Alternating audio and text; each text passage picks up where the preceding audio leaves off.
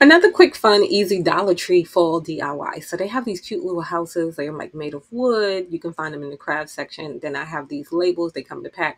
And then I have these Easter eggs that I had left over from around Easter time. So I'm going to paint the inside of this little house frame here. You don't have to. You can leave it as is, or you can cover it with some nice craft paper. But I painted mine like a toasted marshmallow. So it's kind of off-white.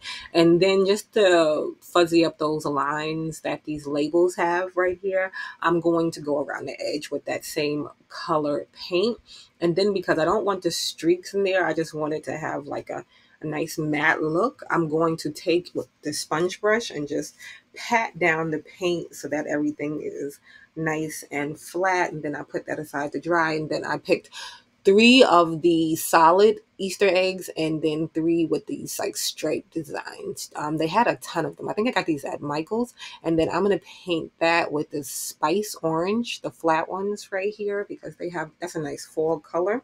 I'm just going to give it one coat on all three in the front, and then for the others I'm just going to give it a nice coat of this brown. Again, I'm just giving it one coat on all of the pieces in the front, and then I'm going to take that same brown and go on top of that like off-white there, just because I don't want the same exact color laying on top of the other of the background there. And then once everything is dry, I'm just going to make some little pumpkins out of these. So I'm just going to take and push together the bottom two pieces and then put some glue on top of the third piece and layer that right in the center there.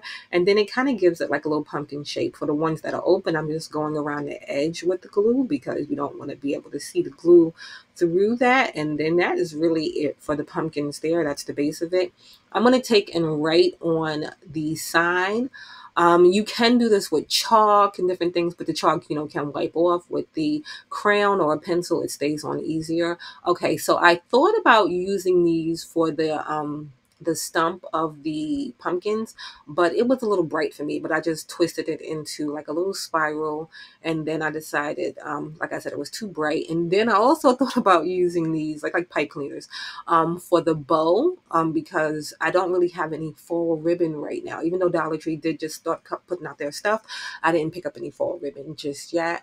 But I didn't like the colors, the gold that went. I didn't think it went with it just well enough. So I decided to take some of these white and off-white ribbons that I had from this 4th of July pack of ribbons, and I was playing around to see what I wanted to do with those. I decided to go with the simplest of the ribbons there, and then a lot of times in the CMOS, they have like these hard pieces in there. So I'm going to use those as the stumps, or as the, what do you call those? Are they called stumps? But I'm going to use that as the top piece of the pumpkins. So you can, a lot of times if you get the Dollar Tree Spanish sea moss, it has those hard pieces in it. So I'm just layering a few pieces of, like I said, the white and kind of off-white ribbon and a piece of twine. And I'm just going to tie that into just a simple bow. And it just gives it kind of this rustic look too. So it's just nice and simple. Like I said, I didn't go with the pipe cleaner because I thought the colors were just a little too bold for me.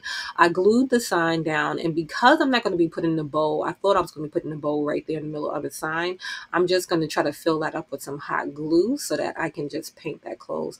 I glued the little piece of the sea moss and then the back of the little pumpkins, and then I'm just gluing them down to the base of the sign, again just around the edges on the one that is open. They do overlap because the space is not big enough for them to lay flat on their own, but that is cute. You can also write something else. So you can write like pumpkin patch, or you can write a bunch of things. I filled that little gap in with some black paint, and then I'm just going to take and glue the bow down. I'm going to glue it down higher up here, and that is really it. It is so easy and so simple, and you can do this for any holiday, any season, but I did mine for fall. And I also went back in and just filled in those letters just to make them just a little bit bolder. But that was it. Hope you liked. If you did, make sure to give it a like and follow for more fun and easy craft DIYs.